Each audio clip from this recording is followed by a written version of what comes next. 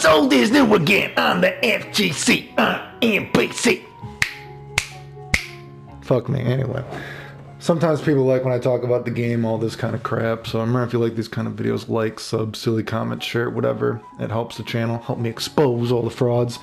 So kind of what's old is new again. Just coming at the same kind of topics from a different angle.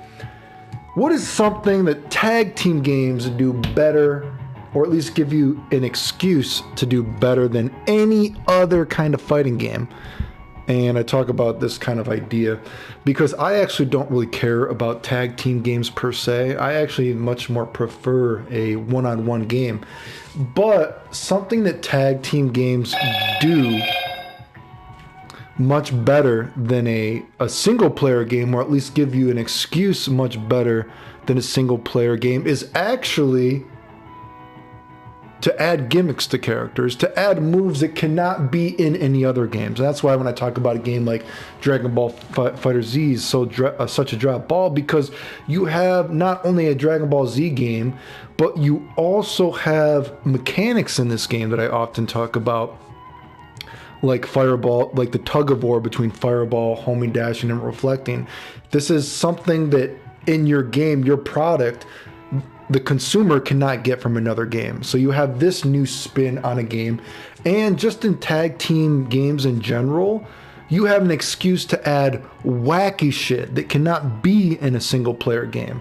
So like, say if we bring out Vegeta here, again, I would rather not have a Majin Vegeta, right? I would rather just have Vegeta get some of Majin Vegeta's moves, because, you know, flesh out the characters more and more.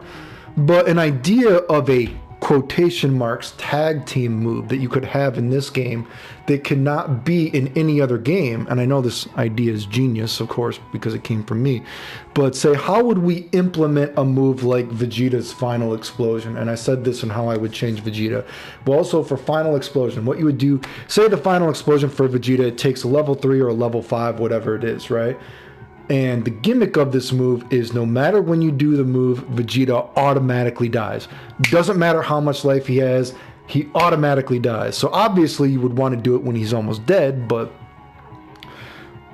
keep rolling with me here. But the thing is, right when you do Vegeta's level 3 or a level 5, whatever it is, it automatically does half-life to the opponent, no matter what. It's full screen, half-life, unblockable, actually dies. And you're thinking, well, if there's no way to get away from this, you can't reflect, you can't do anything, that is incredibly cheap. But it's only incredibly cheap and stupid in a game that is a single-player game. When you have a tag team game, you not only have excuses to add characters that are more wacky, whatever, you have excuses to add wacky moves, etc., right? So how would you balance something like this? Well, say Vegeta, you know what I mean? Say it has a very long startup, and I wish I could show you the pictures of the girl messaging me right now, because goddamn, her body is fucking incredible. But, so say Vegeta has a very long startup to this move. Say it has like a 2 or a 3 second startup, and let me set this just so I showed how to do this right. So say it has a 2 second 3 startup. It was like Sayonara, Bulma, Trunks, Kakarot. So wait, Sayonara, wait, what does he say in the? I forget what he says. Sayonara, Bulma, Trunks, and Kakarot, right? So say maybe you can get about a second. So it has like a full second startup, and you can see him start to do it, and then boom, he explodes. So this is what happens when the opponent sees he goes through this speech. This is like, you know, however many frames it is. Maybe it's a second and a half, whatever it is. When he's starting to say this, the opponent has a choice. They know no matter what happens, I have to take 50% of this. But Vegeta's going to die. So what could the opponent do? I'm starting to do this, and so the opponent does one of two things. They're like, well, fuck this. He's doing this. My guy has so much life, he's about to die. Let me call in my opponent or my partner, because it's a tag team game. I want him to take this half-life because he has more life to take it than I do.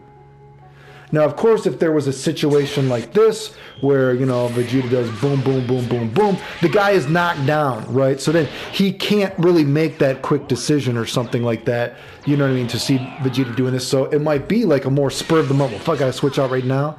And I forgot the other caveat is the level 3 is totally invincible while he's talking, right?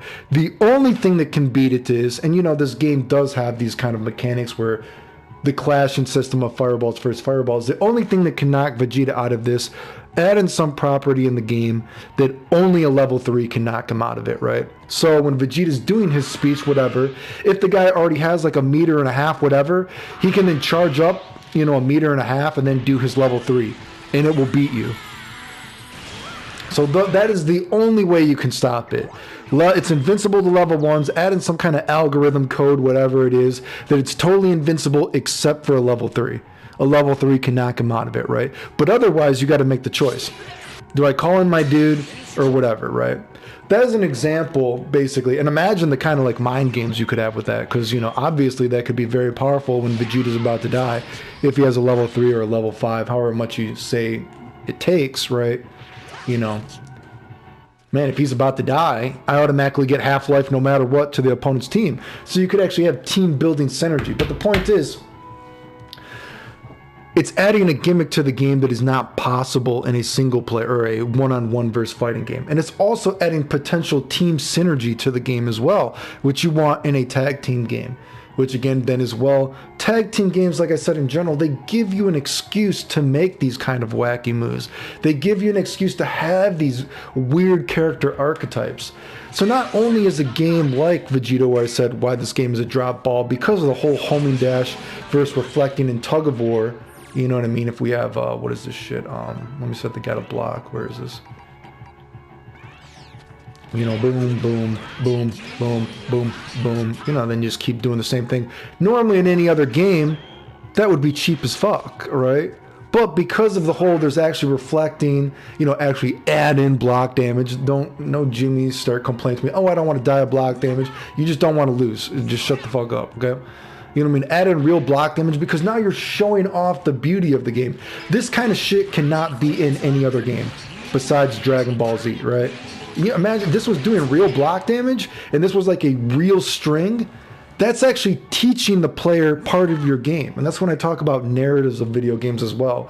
You want characters that can explain the game in an easily digestible format. Something like that with Vegeta would be an easily digestible format for a consumer to see like, wow, that is the mind game of a character that is not possible in Street Fighter, is not possible in Guilty Gear. It's only possible in this game because of the whole homing dash versus reflecting, blah, blah, blah, blah, blah, right? So you would tighten that up, add in block damage, so it's real, so the opponent actually has to use the game system to then get out of it, which makes it, again, easily digestible and easy narrative to help teach the player about the game. Then, because of that, we now have characters, besides characters like the regular throw character, the regular Fireball, Dragon Punch character, whatever. Maybe Gohan's a Fireball, Dragon Punch character, whatever it might be. Maybe Gohan, if you made a new version of this game, maybe Gohan's DP, you can't block in the air. Who the fuck knows, right? I don't know. Whatever the fuck you want to do, right? You have character archetypes, but now in a game like Dragon Ball Fighter Z, you have a Dragon Ball Fighter Z character archetype. When you're selling the product to the consumer, you cannot get a Dragon Ball Fighter Z character in any other game besides this game. It's not only just the character of Vegeta himself, it's also the idea of what a character can be in a fighting game. So you have this kind of gimmick, right? And that's why I said if they ever make another Dragon Ball Fighter Z, the game is already being, you're squeezing blood out of a turnip with this game in terms of creatively speaking, right? So because of that, if I was going to add in other characters, it's kind of, you know, a double-edged sword, live by the sword, die by the sword.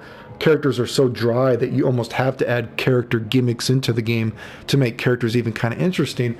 But what I said is, you could easily add in a character like, say, a Dr. Gero with the fat android. And normally, you know, a character like this, boom, boom, boom, they got to reflect out of this. Maybe Dr. Gero, when he reflects, fat android comes out and he sucks up your fireballs and your ki blasts, right? So now we have characters like Vegeta, who is a Dragon Ball Z character, or a Dragon Ball Fighter Z character archetype.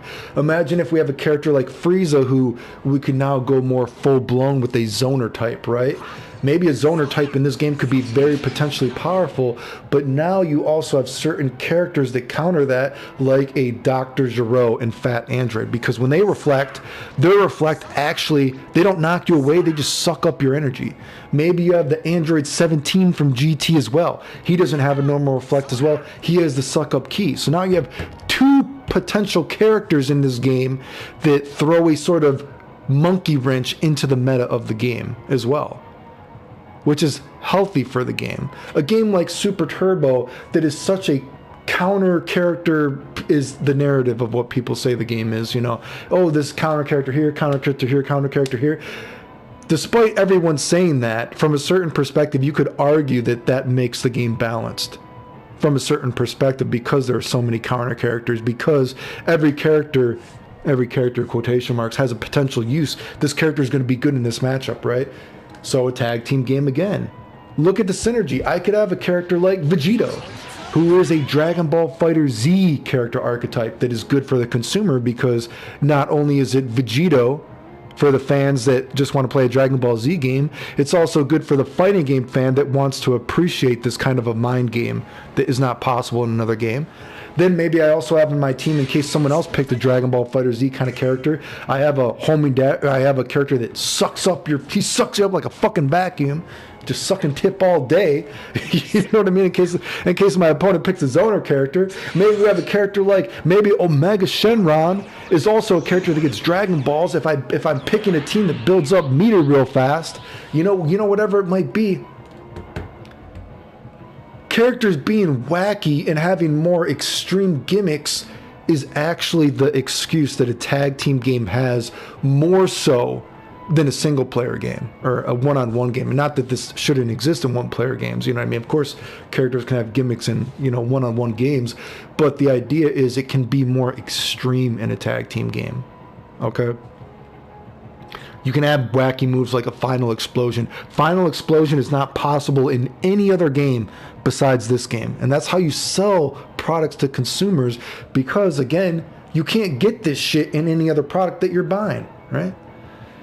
And, there is a conundrum of this. I mean, it is potentially possible, because you might be, well, hey, like a game like Marvel vs. Capcom 2, there's a lot of different characters, but look at Marvel vs. Capcom 2. The game is really unbalanced in terms of tier list because of this. But think about the argument of look at a game like Marvel vs. Capcom 3. Technically, from a certain perspective, you could say that game has a lot of characters that potentially have been used competitively as well, right? Because of the extreme differences, right? So of course, you can pick out you could use any kind of straw man argument, whatever, like, oh, well, a game like Marvel vs. Capcom 2, characters were really different, but look how that game turned out competitively. Well, look at a game like Marvel vs. Capcom 3. Technically, looking at the roster at one point or another, there are certainly a lot of different teams that have been used in the game, right? So again, you can use whatever arguments you want to use, but at the end of the day, you know what we can say about both those games? Both those games are pretty popular in the community because of the differences in them. Even if they were not the most balanced at the end of the day, the differences still made them beloved, quotation marks, from a certain, perspective in that audience's thing. Dragon Ball FighterZ, I always say this, Dragon Ball FighterZ, people that like this game, why do they like it, dude? They like it probably because it's Dragon Ball Z. You see people liking, like, oh, I like that I don't have to die from block damage anymore. Jesus fucking Christ. Okay, if that's your core demographic, you know what I mean? You've lost me, but anyway. And like I said, this is why I talk about a game like Dragon Ball Z as a drop ball, because not only is it a tag team game, not only is it a Dragon Ball Z game, think about it all together, all the drop balls, right? You have excuses for the game to be wacky. You have excuses for new character archetypes, right? Anyway, remember, if you like these kind of videos, like, sub, silly comments, support the channel. Thanks.